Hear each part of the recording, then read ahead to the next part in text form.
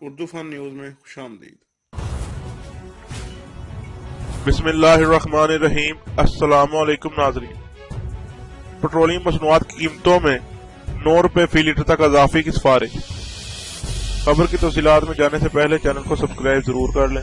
ناظرین، پیٹرولیم مصنوعات کی قیمتوں میں 9 روپے فی لیٹر تک اضافے کی سفارش کر دی گئی ہے۔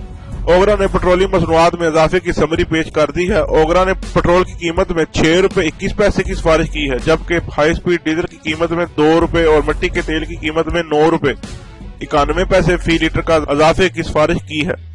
اس کے علاوہ لائٹ ڈیزل آئل کی قیمت میں 7 روپے اور 89 پیسے فی لیٹر اضافہ کرنے کی سفارش کی ہے۔